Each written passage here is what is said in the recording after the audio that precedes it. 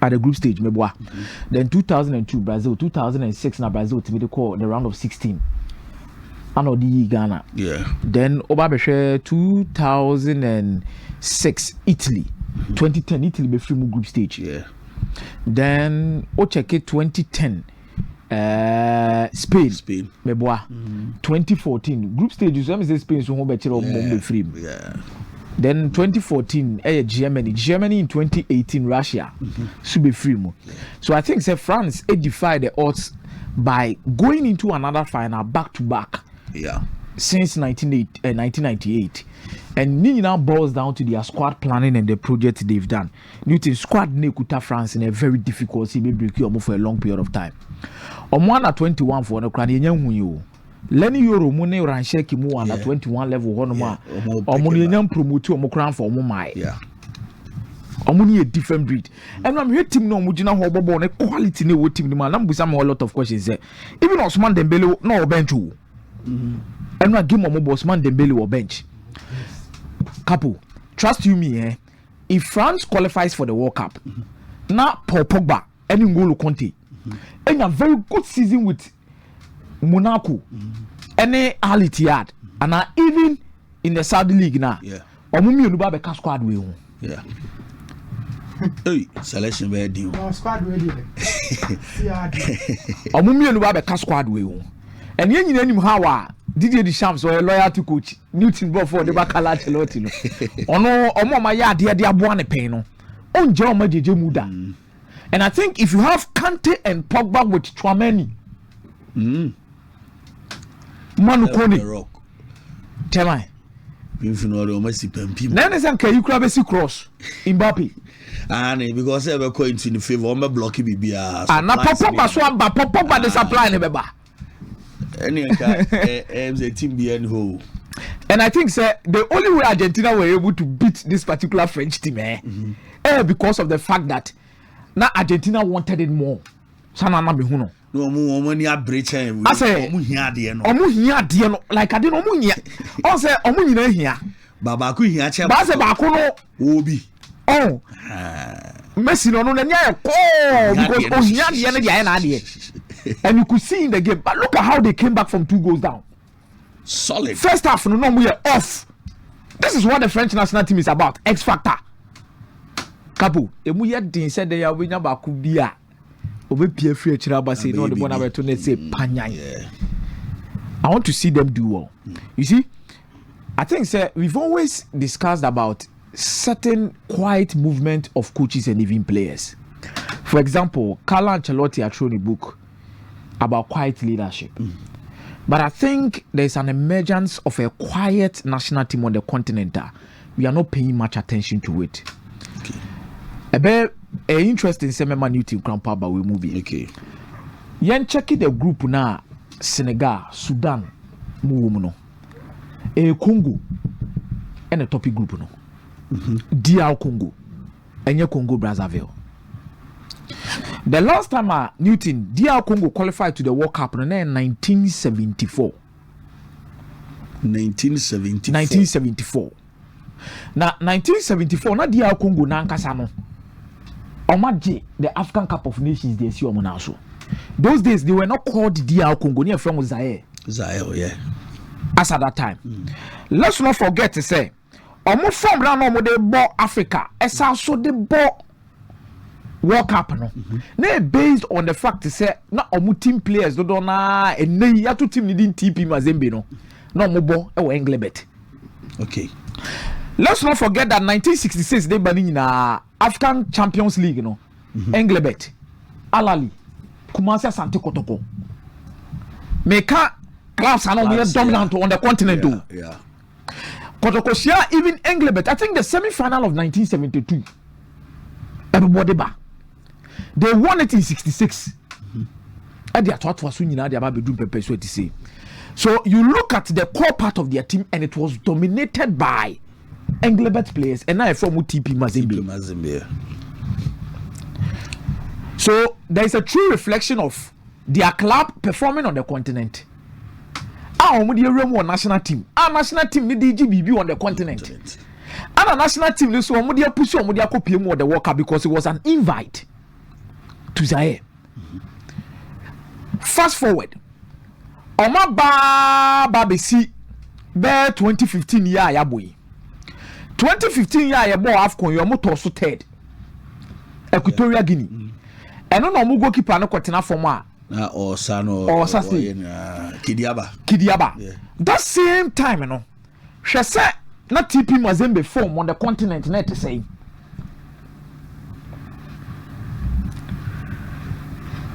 Okay. Because na TP Mazembe muso apija free be 2010 2011 what dey ba. Ahona glass na wako mukobo obi ko ye no. After 2012 Brekum Chelsea mo bo wie no so omo sa players na do na ade omo ko ye. Solomon Asante. Yeah. Always our squad needing reflected on the national team on the continental stage. But they could not qualify for the World Cup. Okay. Then Yakubu AFCON or Ivory Coast. No Makotoso under Dasebre. Makotoso fourth. Sa AFCON na me share no. Kabu, emise Congo. Ade no mo de ba sa AFCON na nkasa na a certain level of resilience be an ase.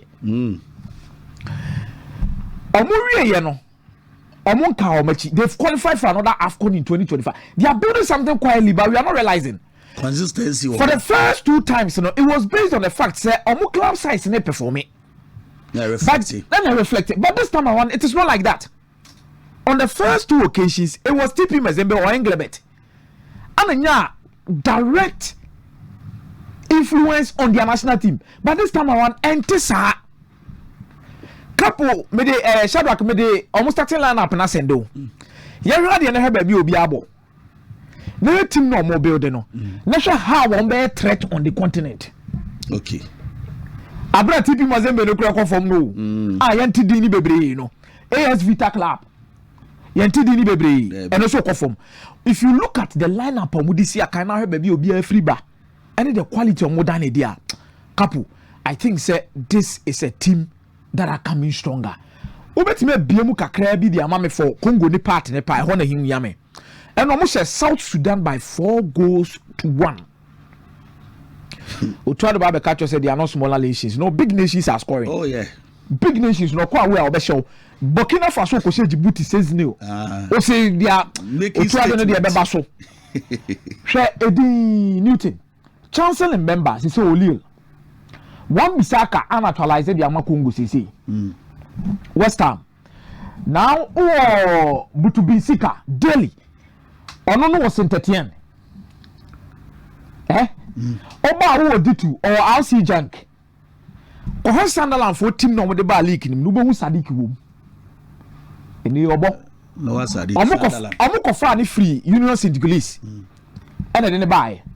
Then my best defensive midfielder okase minyi makomako 5 on the continent am then be kan wa akwawe Mutusami onibo brutal Mutusami. I want you to have the opportunity to watch him live like this for anything Mutusami no Ivory Coast mitimi sore na me bom nsem man say onibo brutal no eja afro bi sa yeah ni tinu guzo bunwa brutal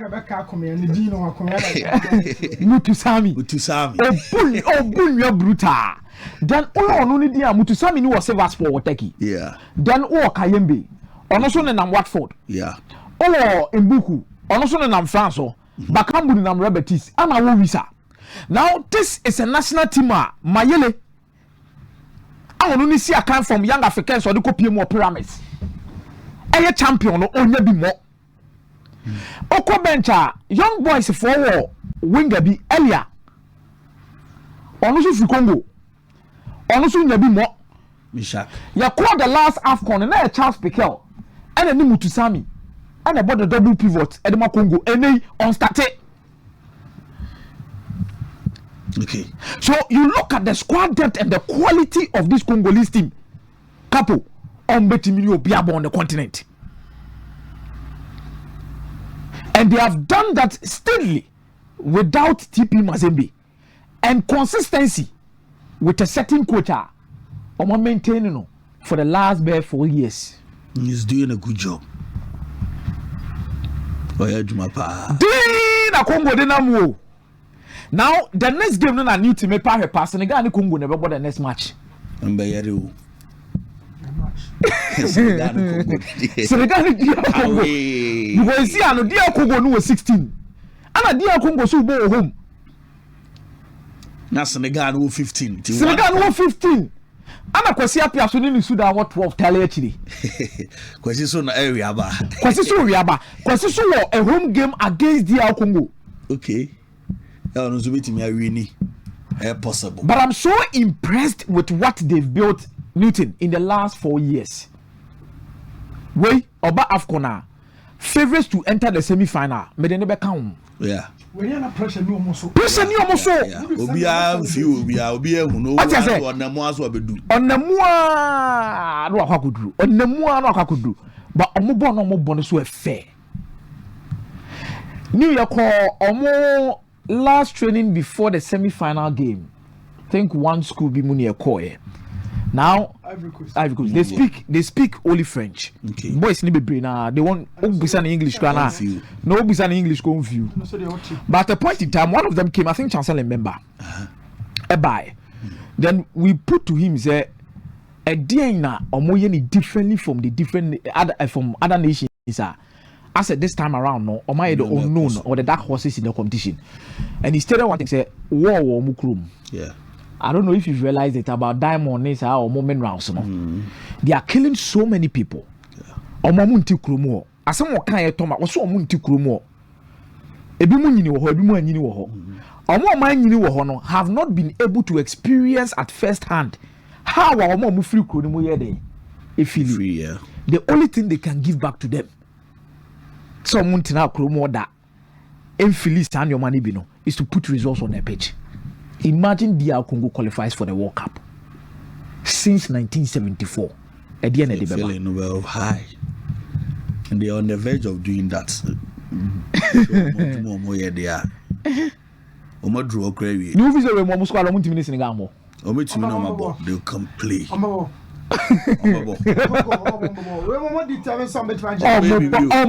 brutal. Another concern so here. Mention teams on back representing on the continent. That means a very likely say Congo titare. Yeah. Oh, promo ma qualified do pana Egypt, Newton Kai. Yeah. Ghana wom, Cameroon wom, Nigeria wom. Yeah. And they abenya Morocco. The boy. Yeah. Tunisia wom. Omo one country omo ta qualify for World Cup pa, but group stage omo free muda. Omo qualify be that. Then there's South Africa. And none of them be South Africa mu group do so. No, a step away. Because all the South Africa group in the two screens this one, Shadrach. Nigeria will have to beat Rwanda at all costs because Nigeria next game is against South Africa. Hey. Nigeria bought Rwanda. Rwanda we are. Or away to South Africa.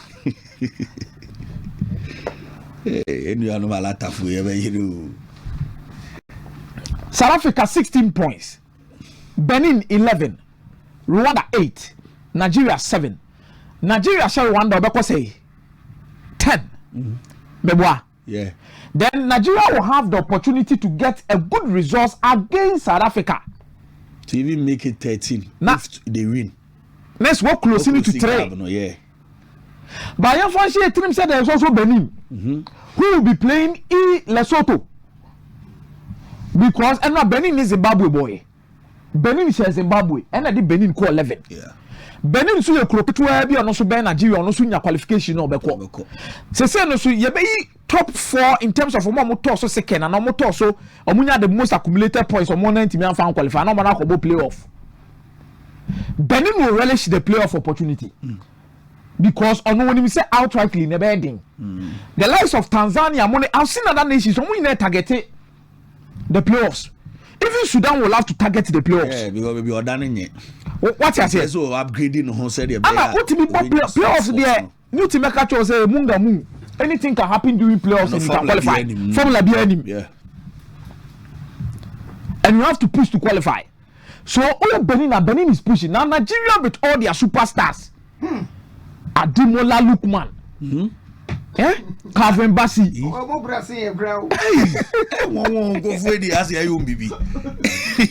With all these players, America, Indindi, they they have the names. When more strikers bear 10.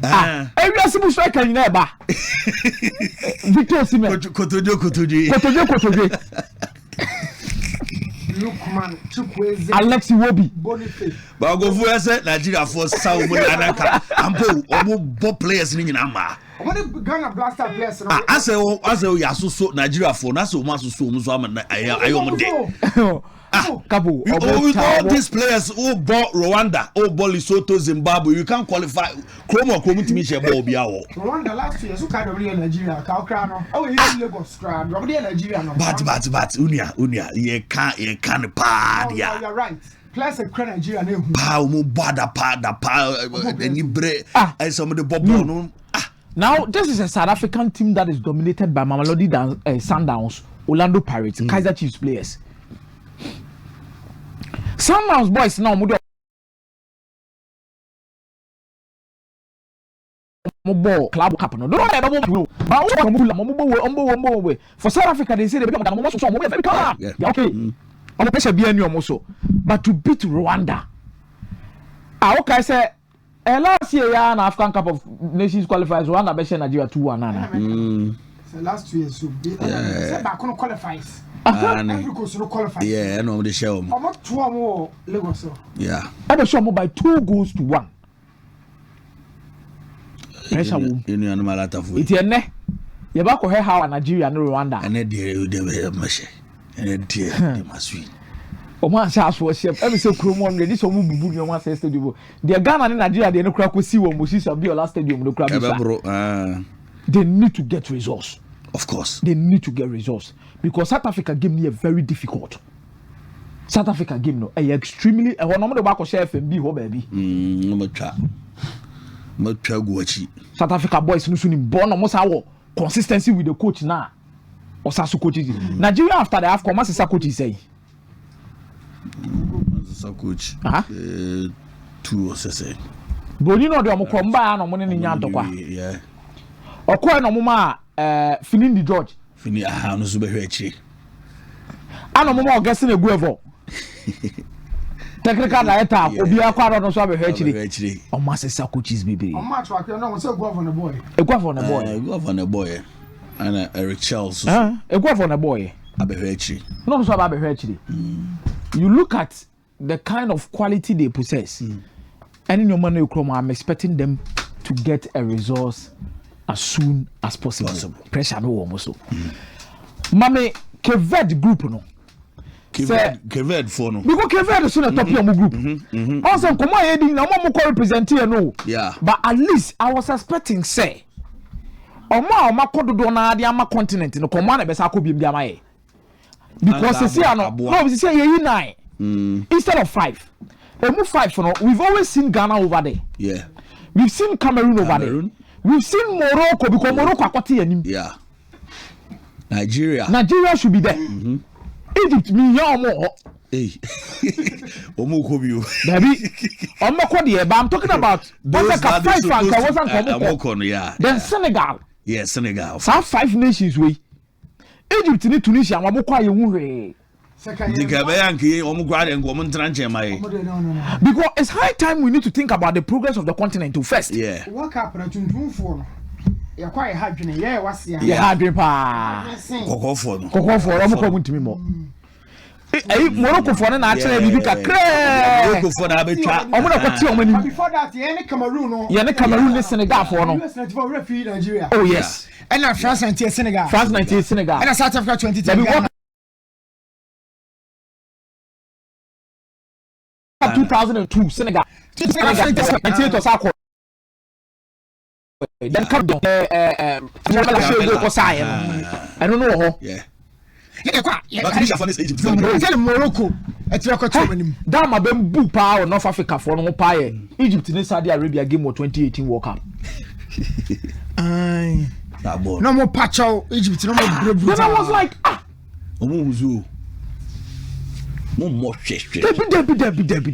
Debbie.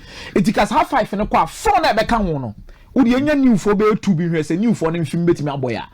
Okay. It is ka den a wo benya Algeria ni nuanom. Egypt. And other fans say Tunisia and Egypt. Bakatu no omo my fresh bit say dia Congo for na hwade. Yeah. Good coach. So more build baby, so we need to see them. Na komo my ye nuanom a ye nuanom qualify enye ye tia komo su ko bi me hwe. Malifo no. Yeah.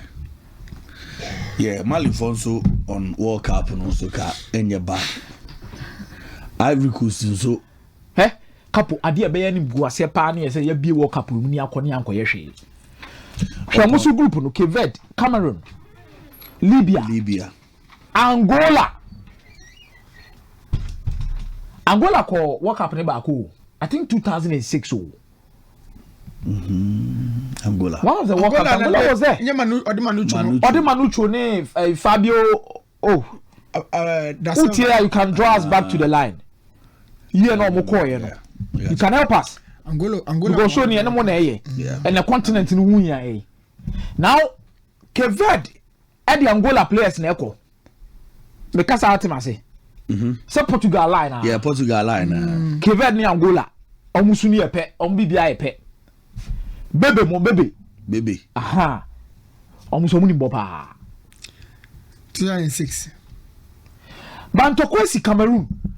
Yeah, 2006 they made it and okay, we are sending a message. No more good. Solid. That's against Portugal. One of the message in the buy. Yeah, me and okay, no, I said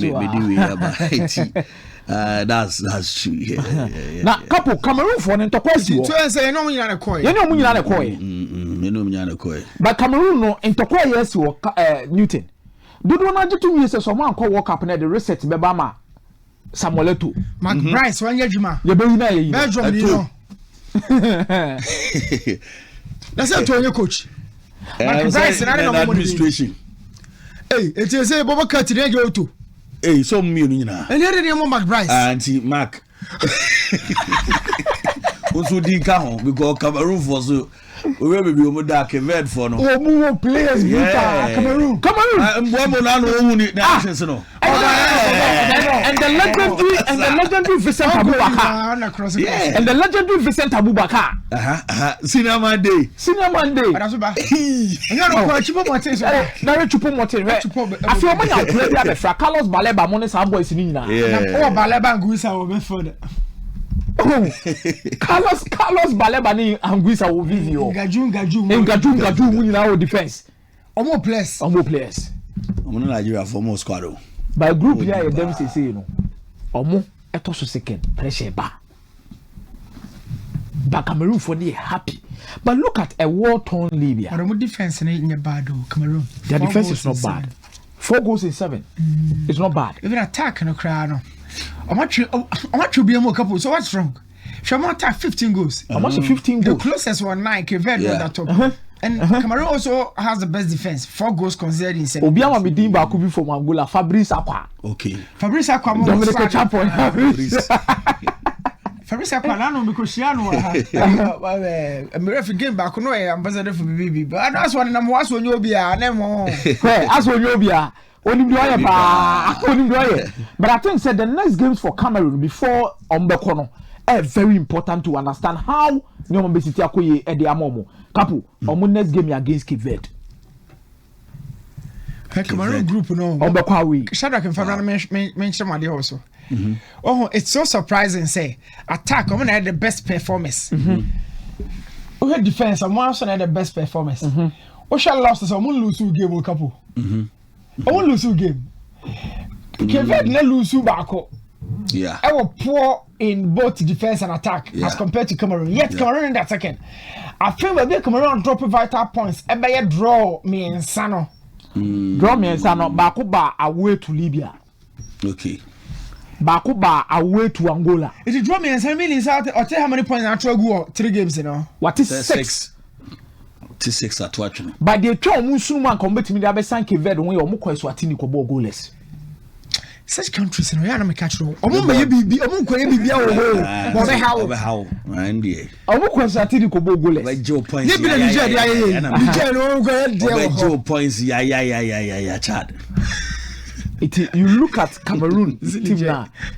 I'm eager to see how our qualification the basic yako. By couple, the other groups no so combat me aboa me ahwe how Burkina for no so place on be qualify. Okay. And Burkina really by 6 goals to nil. Omuni Egypt, omuni next game omuni Egypt na be bo. A match. Egypt be mu ko. But September na ye wo mu before October international break no. So one team a share close the gaba. Yamma more reasons are Mali motivated to play against Ghana on Monday to get results. Because Ghana was 16. Mali himself share Ghana about 15. 1 point difference. October were 2 matches. Anything can happen. It is a one team on close gap na Sabreya. Tam Ben Adibe close gap no.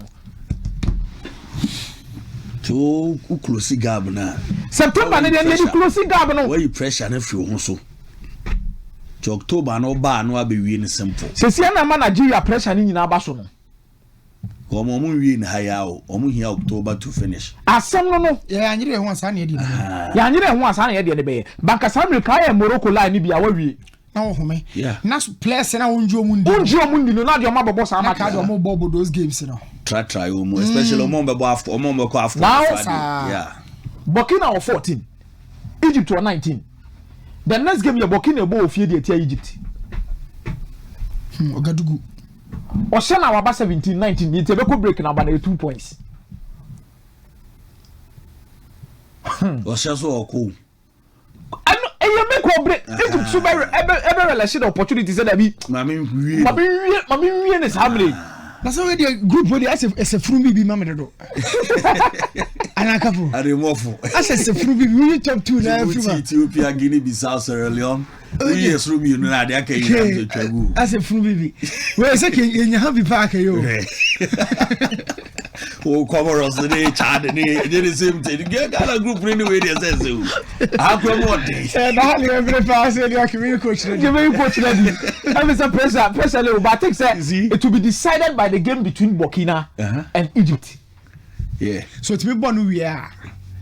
When the INDM so umienu na be cool. Umienu na. So I'm have points so Burkina accumulating now very likely so be part of second place teams no accumulating more points you know. Because we had the total amount of points our accumulate to are. New another group more share group F. Group F near Ivory Coast in Gabon. New Ivory Coast on 19 points, Gabon 18. Hey. Burundi our 10. Burundi are out. So it's a group way. It's a group way. It's in English Abedina Pierre Merrick Obama Young Moso. I'm so many French for boys be bring squad. Yeah. Omanya quality squad. A country in France, a deal my brother be Ivory Coast next game or Gabon away. Wow. Or Gabon away the next game. New Gabon in the World Cup qualification was just shows 4-0. Was Kenya away 2-1. Was just shows 3-0. The same World Cup qualification was Gambia 3-2. Gabon jirayi. Okay. Gabon form no even in away games. Wakoshe Burundi 2-1. Watine fiashe Kenya 2-1. Pressure no. But Edema Ivory Coast. Surprisingly, Ivory Coast conceded goal. Ivory Coast conceded goal. No, 7 games. Lose too much. There be. Or lose so much and conceded goal. Wow, I draw 1 game. I draw no, more from Ivory Coast from Babia and Yamoji Afcon. It's been a continued process for them. And Gabon, I know what the top scorer in the World Cup qualification phase. Dennis Bouyanga. I reflect to more group goals, you know. About Los Angeles FC. 16 goals. 16 goals. Superb. Wow. They are scoring 16 goals. It is our next game to be determined. Lastly, Algeria, Uganda mu group no new near here. Algeria, Uganda mu group. But group where here chiwa. Gabon de nana. Group ya ko ye. Oma fedi ko ye. Benny McCarthy. Baby ana ka be ko hono. Ana na uza me ko Kenya. Ana Benny McCarthy ko kwa pai. Ko be paya sa pro. Wazo go isu champions. Ko be paya sa pro. Group ro mo fa na be 20. Benny McCarthy chan no said we see akasa. Said we see kasa wa chan no. Oh, hey, Benny McCarthy. Everybody so snow. Everybody channel. Eso che. Kenya was 6 points. And one in some for no. Burundi was 10 points. No chichi. Omoba channel. So omushagwa. Anya me wan de na oye wo camera nim no. Anya me wan semre bi o ka kire central for say or prepare from training grounds no. Yeah. Na odwene Jose Mourinho ho, the former boss. Yes. Na Jose at training grounds sometimes catch almost say omunye training no munyi ba ko mfiri mu intentionally no muko game no no meti akwa ko di record no nti ono di record o channel no I prepare no boys na prepare say ebeti see so let's prepare nti ono I say even the players were happy. Wow. Ono Benny McCarthy na channel no I'm say Benny McCarthy no so different level we cry most of the countries know the channel ma wa the national team no sa source because it has a very good connection from higher na wo kwa ha say Sudan coach we say apia oni gracious man na ye ha no masaya nti ono Benny McCarthy ne success a oye ho channel o choking nyina no ni so betime sa de be ye bibi senior team no. It hasn't been so. In fact, pressure one so. Na touch life on the camera guys no so mo nya de. E ya na mo capture na funo ne. E ba sa omuhu ni ye. No mo me do ho fail do. Benny McCarthy no ba bi de Kenya dan nyo. Look 6 points. Burundi nya 10 points. Oh, you club football some of the best performing clubs are omo Kenya. Gambia was 7 points. No. Kenya should up their game. Lastly, Group G. Algeria was 18 points. Uganda was 12. Mozambique was 12. Group room so a high powerful group. But the 10 years say Algeria next game no boy to Guinea. Ewa we. Group we got a team Papa. Guinea was 10 points. Guinea was an opportunity to close the gap. But Algeria cup. But Uganda bebo Somalia. Uganda go home. We irrespective of your Mozambique is go home against Botswana. Who say Somalia for no? I know Makoyo mo say. Oh, here 3 points. Oh, here 1 point per the animal say mre. Oh baby dey tell me. You tell me 1 point per. Nobody has said. Chad dey no. Chad crew on German na ho no. No more 1 point per the tell me mre. No Ghana na say party no 1 point. So Sana ya na koyo. Obetimi aye ball tan low tempo, bad attitude on the field. As a who dey here. Along last. But I think you to go down to the wire in October. Me when you say Guinea be try so be frustrate Algeria. Uganda will get the win. Mozambique will get the win. The last game of the qualification stage near Uganda near Algeria. Algeria be both here. Botswana baby on there. Botswana Black Stars.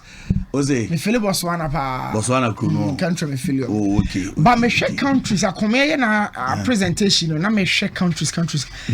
It will be fair. I think FIFA be my 10 countries instead of 9 Africa. 9 I knew omunko ehwe ko 10 go omunko she bebre o 10 omunko she bebre o na say Europe for she bebre sa yetumi share so dey mu bebre sa Estonia no ne by Czechoslovakia no say yetumi share so bebre check Iran ka FIFA nye 10 for my but o say 9 no crowd also 9 no crowd me dey dos man emphasis kra omumu ni bona nko we ko FIFA ibi wona Burundi ko fast baba because of it's a Burkina Faso na be me ya oh yeah Gabon Yokoja na be me ya those countries you know I wish on be a part yeah muka FIFA yeah nka yo so any fixtures ni yezanke be suit ya mo betimi abo qualify no no so especially continental we kasa we yakes ba Egypt we dey ko ha do ba akwaye carry Burkina kwa na kafa so Algeria be boni din Algeria kwa na koto points dagu no masaba ti enya ne sa why komo yan tema yake 9 no cry hu so obata bre unu yaso na ba na yenso Black Stars no so no ye ba so isi ya makeka Nigeria ni Kenya na men's family wono say game ne Monday you nya brasa we nya brasa but in some issue no important part over time over na no dey we over time trust what the invisible for is even the number iPhone ni anti Roberts no omo hu na omo mfa no nko okay didn't the picture utility the car na vet oya me bone car number ni na okay yeni nkomo ye di nyina no ye sase de free the Black Stars of Ghana ya kache na mpo yetimi asase di nkomo e de free sansa nanu ada ye kokobo ball e de ti o ma ye friend chat enema nkoyi enom enso antimi amfa ma ye